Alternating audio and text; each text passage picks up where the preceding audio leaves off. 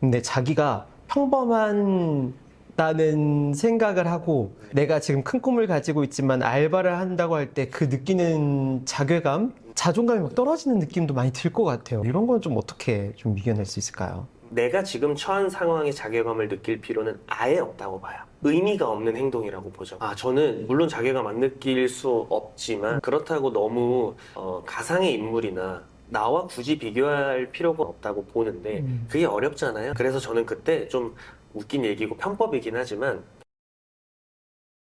생각이 많아질수록 실행이 답이다. 장경빈 저자님 모셨습니다. 반갑습니다. 안녕하세요. 네. 저는 현재 2030 청년들에게 월급 관리를 알려주는 재테크 멘토, 머니 트레이너 장빈으로 활동하고 있고 생각이 많아질수록 실행이 답이다라는 책을 쓴 작가 장경빈입니다. 네, 이 젊은 저자분이 나오셨어요. 근데 사실은 젊은 분들이 굉장히 성공에 대한 관심도 많고 돈에 대한 관심도 많잖아요. 그거에 대해서 너무 잘 설명해 주실 수 있을 것 같아요. 네. 여기 서문에 간절하게 성공하고 싶었다 이런 얘기들이 나오긴 하거든요. 그래서 그러한 또 스토리가 또 있으실 것 같긴 해가지고 왜 성공을 하고 싶었고 본인의 성공의 정의는 무엇이었고 네. 또 어떻게 성공해야 하는지 처음에 이제 그런 이야기 좀 궁금하긴 해요. 좀 사실은 진부한 얘기이긴 하지만 어렸을 때 간절하게 성공하고 싶었던 가장 큰 이유는 집이 가난했었기 때문이었던 것 같아요. 저희 어머니께서 좀 식당 일을 하면서 오랫동안 저를 혼자 키워오셨기 때문에 돈이라는 것에 있어서 어렸을 때부터 커오면서 장애를 많이 겪었거든요.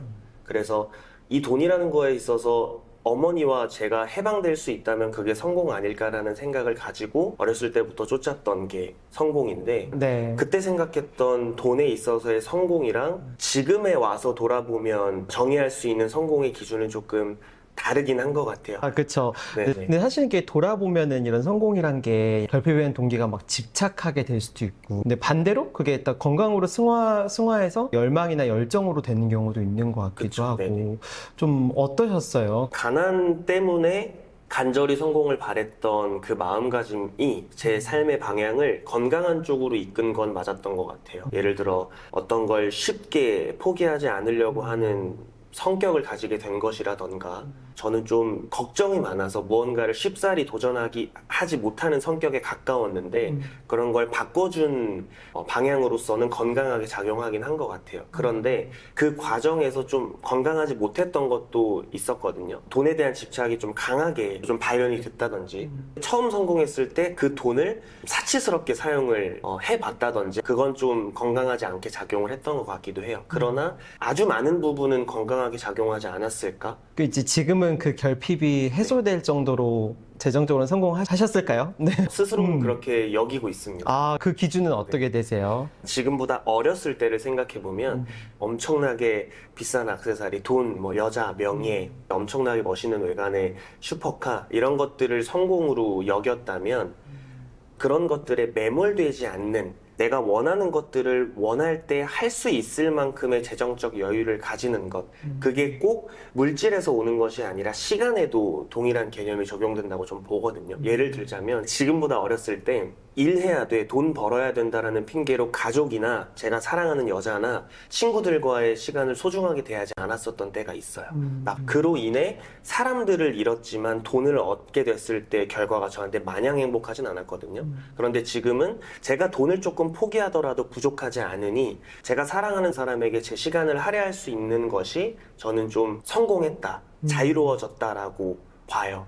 그런 면에서는 괜찮은 상태지 않을까라는 생각을 합니다. 그렇군요. 근데 사실은 이제 돈을 많이 벌어도 조금 더의 마음이 드는 게 약간 인간의 본능과 자본주의의 본성 같기도 하고 네. 부의 기준 자체가 없으니까 그래서 계속 주변에 영향을 받고 이런 것 같긴 해요. 네. 근데 이제 아까 말씀하신 주변 사람들한테 시간과 마음을 쓸 수 있는 상태라고는 하지만 그래도 뭔가 부의 기준 이 정도면 부자다, 여유가 있다라고 얘기하는 수치가 있을 수도 있을 것 같은데 그건 어떻게 설정할까요? 사실 그건 절대적인 것이 아니기 때문에 이렇다라고 설명할 수는 없어요. 조금 재미없는 얘기를 먼저 하자면 사실 제가 사람들에게 재정 관련된 상담을 할 때 제일 중요하게 여기는 것은 소득보다는 소비의 영역이거든요. 내가 한 달에 얼마를 쓰는 사람인가가 내가 한 달에 얼마의 유지비가 필요한 사람인가를 결정하잖아요. 내가 300만 원을 벌고 한 달에 200만 원을 쓰는 사람이라면 그 사람은 일하지 않아도 200만 원을 벌 수 있는 상황이 됐을 때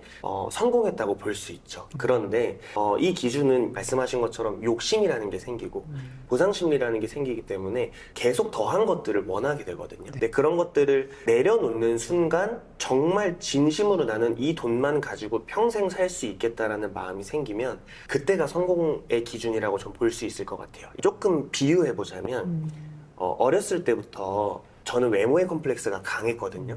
그래서 어렸을 때는 얼굴을 막 가리고 다니고 웃을 때 입을 가리고 웃었거든요.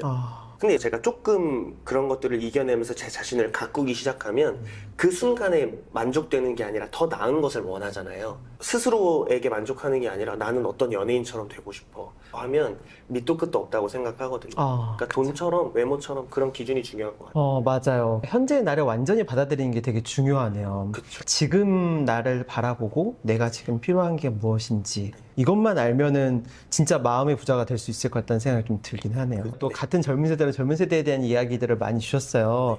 요즘에 2020년대를 사는 우리는 참 성공하기 쉬운 시대에 살고 있다라고 얘기를 하셨어요. 반대쪽에서는 약간 헬조선이다, 사다리를 넘을 수 없다 이런 얘기도 있고 한데 한번 이 입장 한번 들어보고 싶긴 하거든요. 저도 사실 요즘에 2030 청년들이 대한민국을 살아가는 데 있어서 되게 살기 어려운 세상이라고 이야기하고 다니는 편이에요. 네. 이 주제와 다르게. 왜 그렇게 이야기하냐면 저희는 코로나도 겪었고 저희 부모님 세대가 저희에게 가르쳐 주셨던 생각들, 어떻게 보면 조금 고착화되어 있는 생각들을 갖고 자라왔고, 그런데 그렇게 자라서 세상에 던져져 보니 세상은 너무 빠르게 급변하는 세상에 살고 있고, 세상은 너무 나보다 빠른 속도로 발전하고 성장해 나가잖아요. 나는 최선을 다해서 걷고 있는데 옆에 있는 모든 사람들이 다 뛰어가고 있는 것만 같은 느낌을 느낀다고 저는 생각을 하거든요. 그런 면에선 좀 막막하죠. 헬조선이 맞고. 그런데 좀 반대로 생각해보면 저는 사실 어렸을 때 공부를 열심히 한 것도 아니고,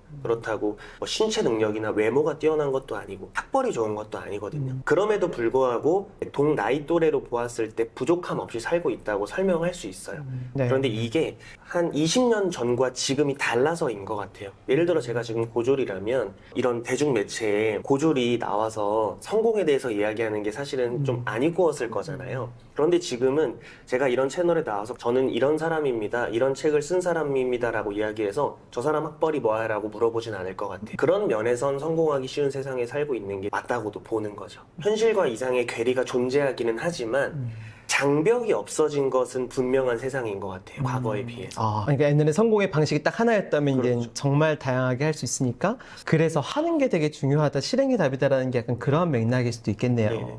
실행에서 또 이제 여러 가지 말씀 주셨는데 실행을 못하게 하는 가장 큰 이유 중에 하나로 무의식을 얘기하셨어요. 사실 저는 뭐 심리학을 전공했다거나 그런 건 아니지만 저는 그 무의식이라는 말을 왜 믿냐면 제가 사람들한테 무의식을 설명할 때 어떻게 이야기하냐면 우리가 롤러코스터를 탈 때 안전바 걸고 내려가도 안 죽는다는 걸 아니까 거기다 몸을 올리잖아요. 그런데 내려갈 때 하나도 빠짐없이 소리를 질러요. 놀라게 되거나. 그게 무의식이 시키는 거잖아요. 네. 넌 이 거리에서 떨어지면 죽어, 사람이니까. 그래서 우리 인생도 살다 보면 하루 종일 일하고 집에 와서 딱 앉으면 운동 안 하고 싶은 게 사실은 현실이죠. 너 몸이 힘들어, 너 쉬어야 되라고 이야기한단 말이에요. 그런데 그 무의식이라는 건 그럼에도 불구하고 그 행동을 반복하거나 말했을 때 저는 바뀐다고 생각해요. 내가 롤러코스터를 탈 때 이게 위험하지 않은 걸 알면서도 소리를 지르는 내 모습이 싫어서 소리를 안 지르고 싶다면 그 롤러코스터를 수도 없이 타야 되는 것 같아요. 그러면 알겠죠, 이제. 아,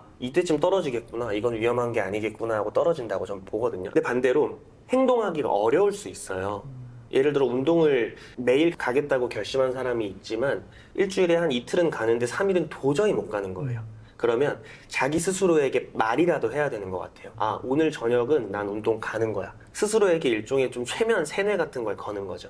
그걸 오래 반복하다 보면 스스로 그렇게 생각하는 순간이 분명히 오거든요. 근데 이걸 뭐 하루 이틀 일주일 한 달에서 바뀌지 않아요. 정말 그걸 스스로 되뇌일 수 있는 사람이 되는 게 먼저인 거죠. 10년, 30년을 안 그렇게 살아왔는데 6개월, 1년 만에 바뀐다는 거는 좀 도둑놈 심보잖아요. 그런 의미에서 무의식은 그 행동을 오래 반복하거나 그 말을 스스로에게 오래 되뇌일 때 바꿀 수 있는 게 아닌가라는 생각을 저는 합니다. 좋습니다. 비범함과 평범함에 대한 이야기도 하셨어요. 네. 자신이 평범한 사람임을 인지하기 시작할 때 비범해지기 시작한다, 이렇게 얘기를 했었거든요.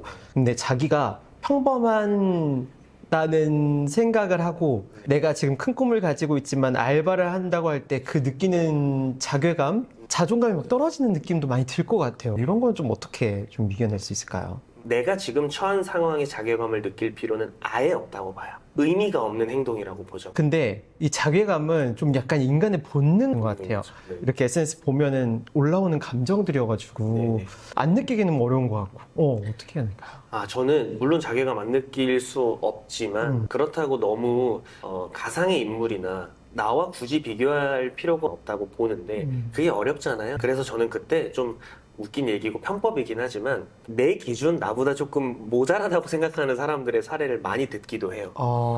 이 마이 프렌드 존이라는 화법 같은 게 있어요. 어떤 사람이 실패로 인해 어떤 자괴감이나 어려운 감정으로 인해 힘들어할 때 제가 이 사람을 위로해 주려고 하면 야 괜찮아 나도 그랬었어 라고 이야기하면 위로가 하나도 안 되잖아요. 예를 들어 여자친구랑 헤어졌어요. 근데 그 여자친구가 바람이 나서 헤어진 거예요. 그래서 제가 야 내 여자친구도 바람 났었어 술 먹고 라고 네. 이야기해봤자 그때 당시에는 그래 라고 하지만 그 상실감을 숨기기는 어려울 것 같아요.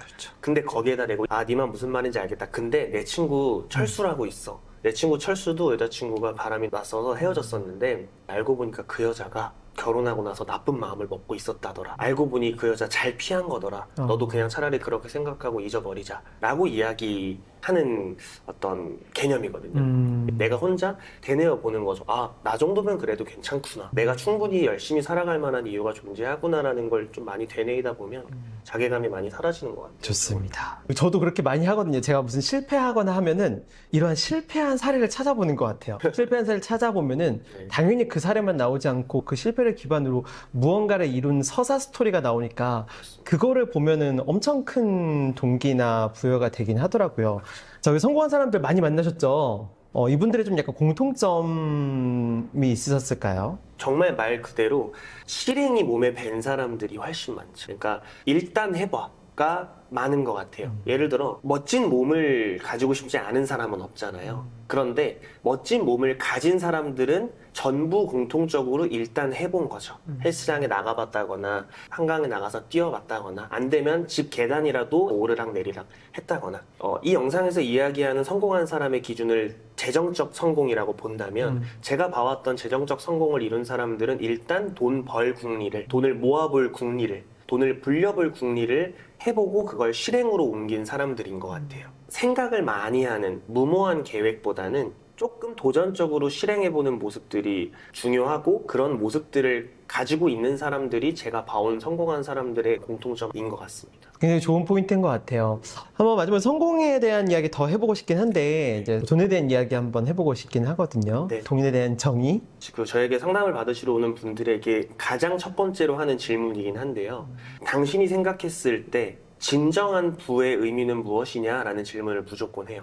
자본주의 시대에 살고 있는 우리로서 하여금 진정한 부는 무엇으로 정의할 수 있는가? 이걸 조금 더 스스로에게 질문해보자면 나는 앞으로 또는 궁극적으로 어떤 삶을 살고 있어야 진정한 부를 누리고 있다고 이야기할 수 있을까에 대한 답을 내려봐야 된다고 보거든요. 그렇게 다 물어보면 참 웃기게도 SNS에서는 모두가 성공을 갈망하는 것처럼 보이지만 제가 보통 20대에서 30대 초반 수강생분들 만나거든요. 그분들 만나면 10 중에 9은 나중에 그냥 먹고 사는데 지장이 없을 정도 또는 내가 소중한 사람들 가족들이랑 밥 먹고 옷 사고 삶을 사는데 가격표 안 보고 지낼 수 있을 정도, 돈이 장애가 되지 않을 정도라고 이야기하는 사람들이 훨씬 많아요. 그리고 그런 분들이 오히려 더 돈 관리를 더 악착같이 철저히 하는 경우들도 많아요. 큰 꿈을 가지고 있는 사람들이 오히려 나는 나중에 돈을 많이 벌면 돼 라는 생각에 절약 안 하는 사람들이 훨씬 더 많거든요.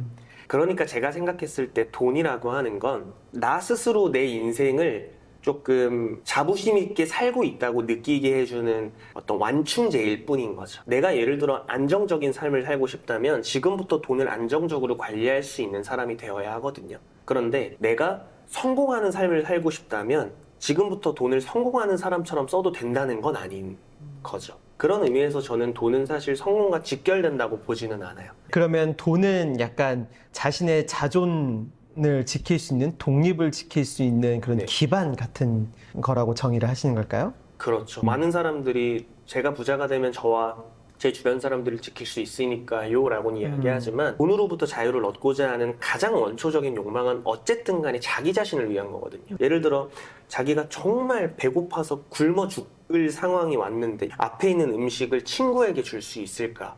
인간의 본성이 그건 전 어려울 거라고 생각해요. 그런 과정에서 봤을 때 돈은 자기 자신을 위한 최소한의 그리고 마지막에 어떤 방어 기제가 아닐까라는 생각을 합니다. 맞아요. 자기 자신을 지킨다라는 이제 그 측면에서 봤을 때 사실은 자기가 먹고 싶은 거 먹고 뭐 사고 싶은 거 사고 약간 이런 거로 이제 부를 정의도 많이 하고 하는데 실제로는 요즘 풍족한 사회에서 많이들 다 그렇게 하잖아요. 진짜 부자는 자기의 꿈을 지키는 게 진짜 약간 이제 부인 것 같긴 하네요. 그러면 돈인 성공은 아닌 것 같다라고 하셨지만 그럼 진짜 지금 생각하는 성공의 정의? 네. 이런 건 어떻게 되세요? 주체적인 삶을 사는 순간을 맞이하는 때부터가 성공했다고 볼 수 있죠. 그게 물질적 성공이든 심리적 성공이든 인 것 같아요. 돈이 없으면 불행할 수 있죠. 그렇다고 돈이 많아진다고 해서 무조건 행복하지는 않다고 저는 생각을 하거든요. 돈의 유무와 달리 행복할 수 있음을 결정하는 건 마음가짐이라고 저 보여져요. 내가 돈이 없어도 나는 내 삶을 살고 있다고 생각할 수 있을 만한 마음가짐을 진정으로 느낄 수 있는 것. 돈이 있어도 더 많은 것들을 원하면서 자기 스스로를 계속 채찍질하거나 갉아먹는 것이 아니라 이렇게 돈을 가지게 된 내 모습 너무 멋있어. 이걸 가지고 내가 앞으로 내 삶을 살아봐야지라고 이야기할 수 있는 그 순간이 저는 성공이 아닐까라고 생각을 하고 조금 더 이야기를 덧붙이자면 전 삶의 모토가 로망이거든요. 제가 정의하는 로망은 제가 할 수 있는 걸 할 수 있을 때 하는 것을 로망이라고 저는 표현해요. 그런 면에서 내가 재정적 여유를 가지게 됐든 그로 인해 시간적 여유까지 동시에 가지게 됐다면 어렸을 때부터 하고 싶었던 것들, 내가 돈 버느라 삶을 살아가느라 못했던 것들을 그 순간부터 실행할 수 있는 주체적인 삶을 살 수 있는 기회를 부여받았다면 그때부터 좀 성공한 사람이라고 이야기할 수 있지 않나? 라는 생각을 합니다. 그러네. 근데 굉장히 희망적인 얘기인 것 같아요. 지금 당장도 내가 주체적으로 살면은 성공했다라고 얘기를 할 수 있는 거니까. 그쵸. 근데 지금 당장 성공하는 거? 이것도 실행인 것 같아요. 중요하죠. 그렇죠. 맞아요. 제가 오늘 하는 모든 얘기가 그래서 돈 적게 벌어도 돼. 굳이 부자가 되지 않아도 돼라는 이야기가 아니라 돈 많이 벌 수 있으면 최선을 다해서 많이 벌어야죠. 돈이 200만 원 있을 때와 1000만 원 있을 때 차이는 엄청 크니까요. 모두가 이야기하지만 저도 원룸에 살았을 때가 있고 좋은 한강이 보이는 아파트에 살게 된 이 시점까지도 너무 중요한 건 이걸 누려봤으니까 감사함을 알아서 이걸 놓치기 싫어서 더 열심히 하는 것도 있어요. 그러나 이 마음가짐을 가지고 과거에 돌아간다고 해서 그때 내가 비참하게 느껴지지는 않을 것 같아요. 이 마음이 전 중요하다는 이야기를 하고 싶어요. 죽어서라도 성공하기 위해서 지금 해야 할 거? 네, 실행인 것 같습니다. 실행은 뭘 실행하면 될까요? 뭐든이죠. 진짜 실행이 답이네요. 마지막으로 또 전하고 싶은 말씀 있으실까요? 저는 이 책을 쓰게 된 아주 가장 큰 이유가 내가 스스로가 평범한 사람임을 인정하기가 어려워서 그거를 깨기 위해서 쓰기 시작했던 책이 이 책이거든요.